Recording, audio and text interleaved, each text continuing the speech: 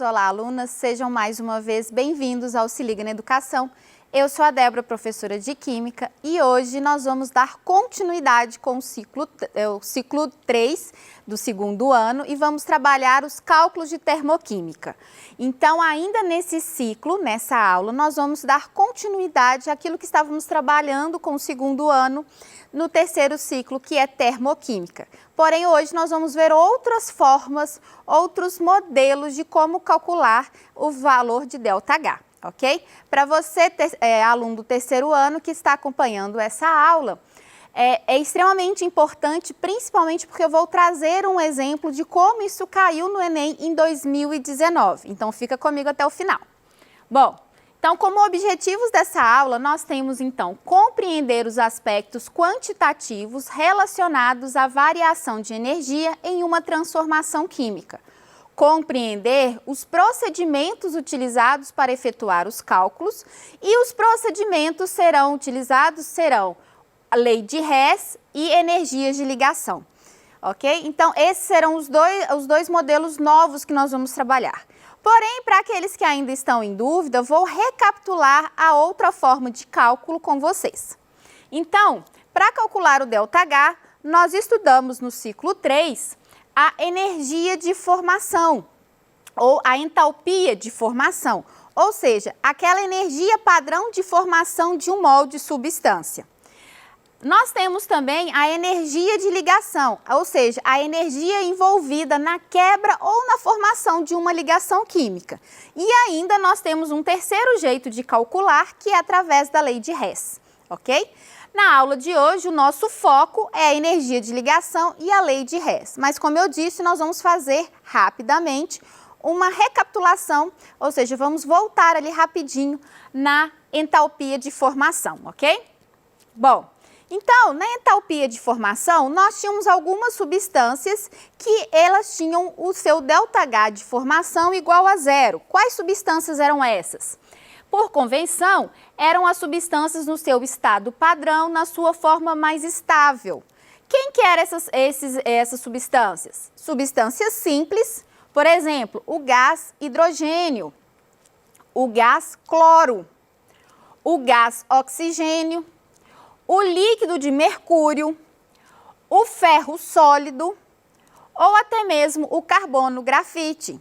Então, essas substâncias simples são substâncias que os seus ΔH de formação eram igual a zero. E qual era a fórmula para fazer esse cálculo, vocês lembram? Então, a fórmula do ΔH de uma reação química é o ΔH de formação dos meus produtos menos o ΔH de formação dos meus reagentes.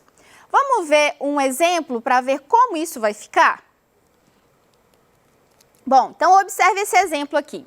Eu tenho um C2H4 reagindo com 2 mols de O2, formando 2 mols de CO2 e 2 mols de H2O, ok? E eu quero saber qual é o ΔH dessa reação. Então, primeiro, eu preciso saber qual que é o ΔH de formação dos meus produtos e dos meus reagentes. Normalmente, isso vai ser dado a você ou numa questão ou através de uma tabela. Então, aqui nós vamos ter a nossa tabela. E qual que é o ΔH de reação? Qual que é a fórmula que nós vamos usar? ΔH de formação dos produtos menos reagente. Lembrando que esse delta, esse triângulo, ele normalmente indica final menos inicial, ok? Bom, então aqui eu tenho a tabela com os dados energéticos de cada uma dessas substâncias, que seria a formação. Observe que o O2, sua entalpia de formação é zero. Lembra? Substância simples, no seu estado mais estável, então ele é zero, ok? Bom, então, fazendo então o cálculo aqui, vocês precisam lembrar que eu preciso considerar os coeficientes, ou seja, esses fatores multiplicadores que aparecem ali que eu evidenciei de vermelhinho ali na equação química. Então, por exemplo, como é o meu produto menos o reagente, o valor do CO2 é menos 393,3. foi multiplicado por 2 porque formou 2 mols. Então, esse valor 2 precisa estar na fórmula, ok? H2O líquido, o seu ΔH de formação é menos 241,6. Foi multiplicado por 2 porque nós temos ali 2 mols de H2O. Menos, que é o menos da fórmula, agora os valores dos reagentes. O C2H4, ele tem o ΔH de formação de 52,3. Débora, por que você não multiplicou ele por 2? Eu não multipliquei ele por 2 porque observe que na frente dele na equação não tem ninguém. Isso indica que seria 1 o seu coeficiente estequiométrico ali. E 2 vezes o valor da água, que no caso é 0, porque é uma substância simples no seu estado de agregação mais estável. Ok? Então, fazendo esse cálculo aqui, jogando isso aqui na calculadora, você vai ter a resposta que é menos 1.217,5 kJ por mol. Ou seja, essa é uma reação exotérmica que está liberando energia, ok? Bom, agora nós vamos trabalhar com o seguinte tema. Nós vamos pensar que para a formação de novas substâncias, eu preciso fazer a quebra de algumas ligações químicas para formar novas substâncias. E essas novas substâncias, quando se formarem, terão então novas ligações químicas. Então, essa é a principal ideia da energia de ligação. Vamos ler a definição? Então, energia de ligação é a quantidade de energia necessária para romper um mol de ligações de uma substância no seu estado gasoso, ou, no caso, essa mesma energia liberada na formação de um mol de ligação. Então, sempre será referente a 1 mol, ou seja, como se fosse uma ligação sendo feita, ok? Algumas dicas que eu deixei aqui para vocês. Então, para trabalhar bem cálculos com energia de ligação, a primeira coisa que você vai precisar é identificar ou montar, visualizar a estrutura. Você precisa saber colocar as substâncias nas suas estruturas para conseguir identificar quais serão as substâncias as ligações que serão quebradas e quais ligações serão formadas, ok? A segunda dica que eu dou para vocês é o uso da tabela periódica como uma ferramenta para vocês.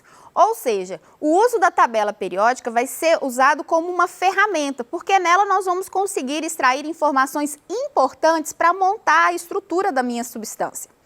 E por último, usar corretamente a expressão matemática, ou seja, conseguir entender corretamente qual que é o cálculo que eu preciso fazer ali, ok?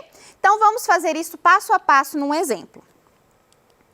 Então, antes da gente passar um pouquinho para o exemplo, eu quero trazer algumas definições com vocês. Então, primeiro, os reagentes.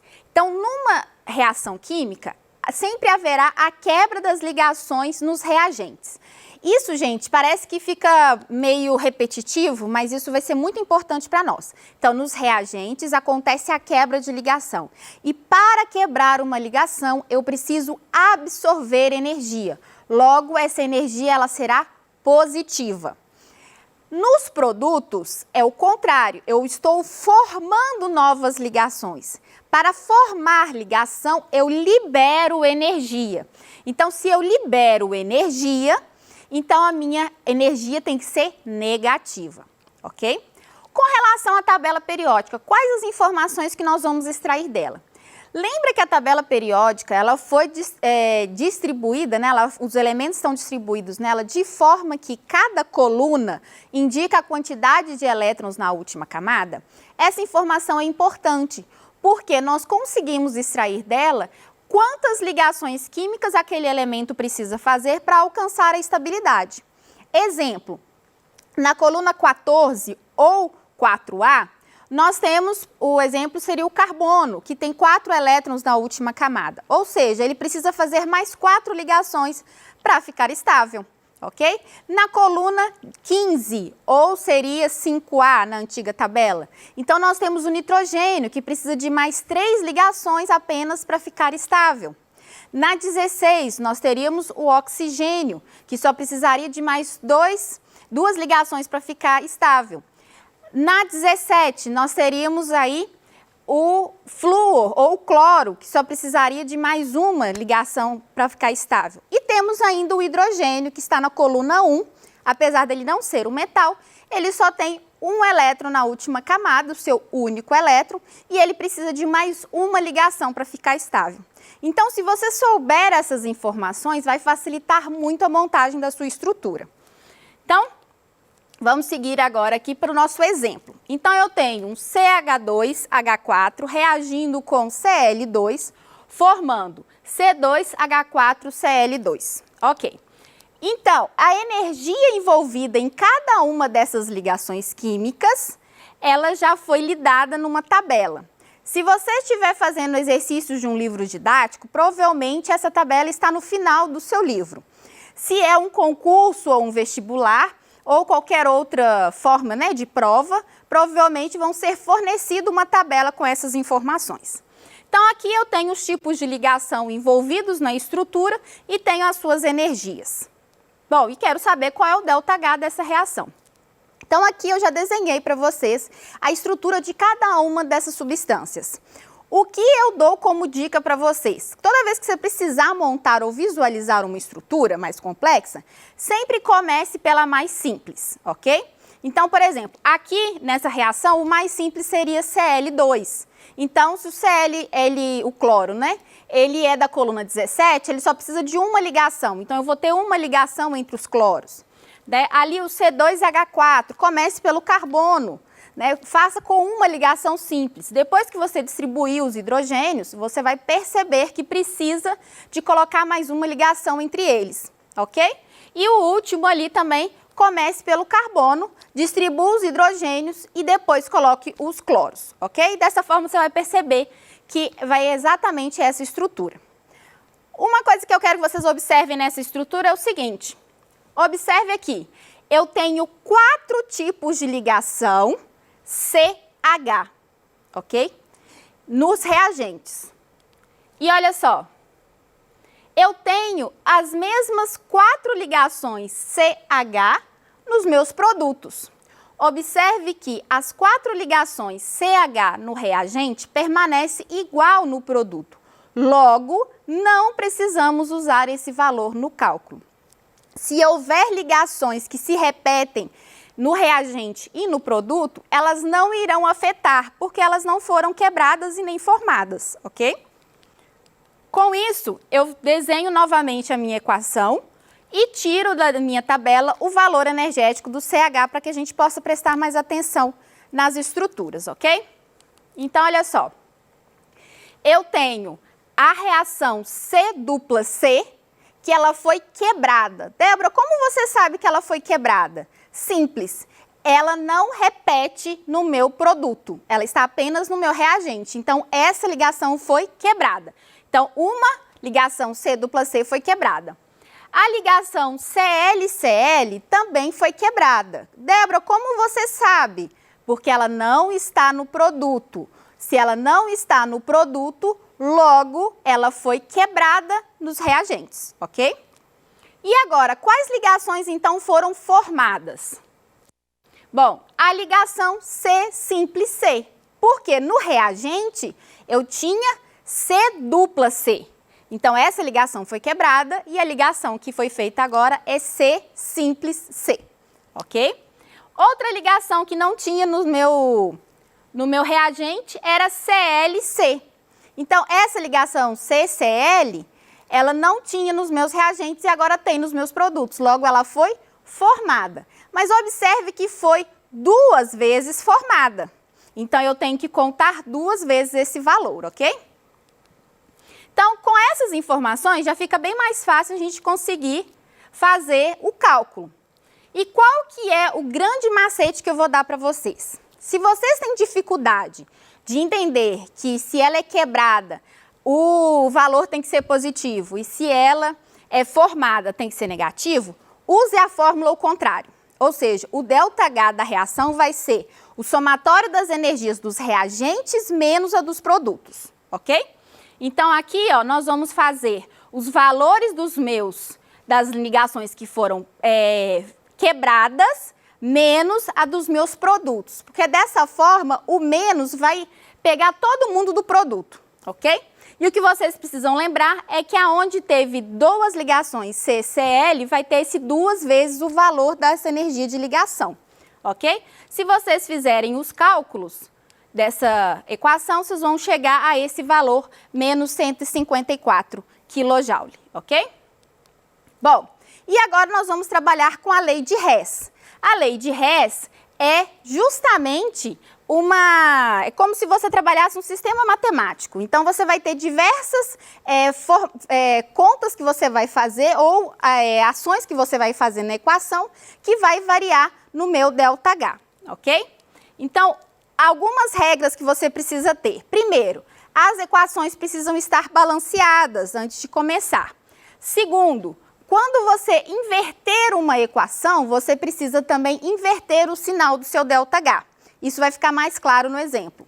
E quando você multiplicar um fator ali na equação, você precisa multiplicar o seu ΔH. Então, tudo que você faz na equação, você repete no seu ΔH. Então, como exemplo, eu trouxe uma questão que caiu em 2019 no Enem, ok? Então, nós vamos ler ela aqui com vocês. Enem 2019. Glicose é um processo que ocorre nas células, convertendo glicose em piruvato.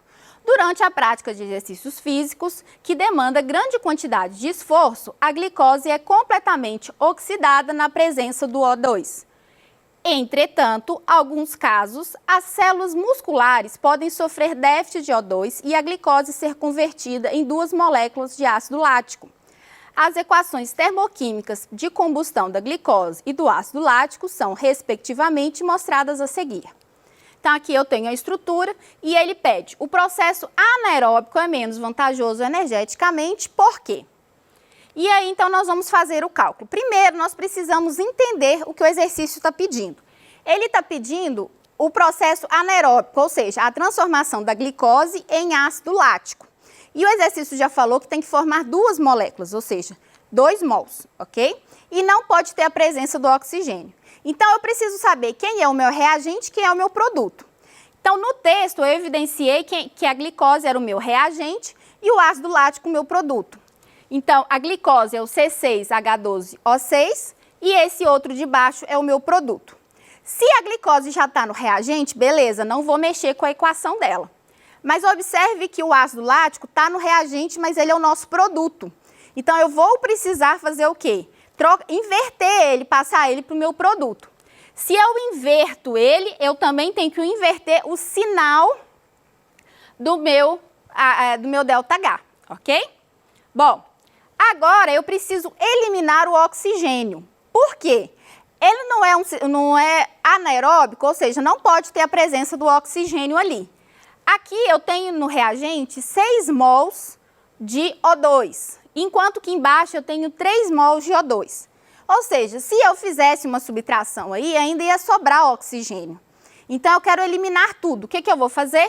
Eu vou multiplicar toda a equação por 2. Então, como eu não posso só multiplicar uma substância, eu vou multiplicar todo mundo. Dessa forma, eu terei agora a quantidade exata. Então, gente, o que você vai fazer agora? Todas as substâncias que estão na mesma quantidade, que estão no reagente em uma equação e no produto em outra equação, você vai cortar. Então, olha só quantas substâncias nós vamos cortar aqui. O oxigênio, a água e o CO2, ok? E eu multipliquei também por 2 o meu ΔH. Logo, agora eu tenho a minha equação global, ou seja, a equação que o exercício pedia. A molécula de glicose reagindo e formando 2 de ácido lático, sem a presença do oxigênio. Agora, nós vamos só somar o ΔH para poder verificar qual que é o valor dessa reação global. Então, essa é a definição da lei de Hess. Quando eu tenho uma reação, que na verdade aconteceu várias reações até chegar a ela. Então, eu faço manipulações ali matemática para poder chegar ao valor do ΔH que eu vou ter no final. Então, aqui, por exemplo, o que eu vou fazer? Eu vou somar os 2 valores. Menos 2.800 da primeira, que nós não fizemos nada, e mais 2.688, que nós mudamos o sinal e multiplicamos por 2, por isso esse valor diferente. Então, o valor total é menos 112 kJ. Então, a resposta certa aqui seria a letra A, porque ele libera. Se é menos 112, indica que ele libera energia, ou seja, é uma reação exotérmica. Liberou 112 kJ por mol de glicose, ok? Eu sei que parece um pouco difícil essa lei de Hess agora no início, mas à medida que vocês forem fazendo os exercícios, vocês vão sentir mais facilidade. Então, a primeira dica que eu dou, encontre quem é o seu reagente e o seu produto. Verifique se eles estão nos locais certos, se não, inverta. Logo em seguida, faça as manipulações matemáticas, não esquecendo de fazer o mesmo no ΔH, e que tem que ser feito em toda a fórmula, ou seja, em toda a equação. Depois você vai ter a equação global e é só simplesmente somar os ΔHs ali das reações, ok? Isso é um tema que cai muito no Enem, então galera do terceiro ano, fique esperto nessa, ok? Um grande abraço virtual a todos e até mais!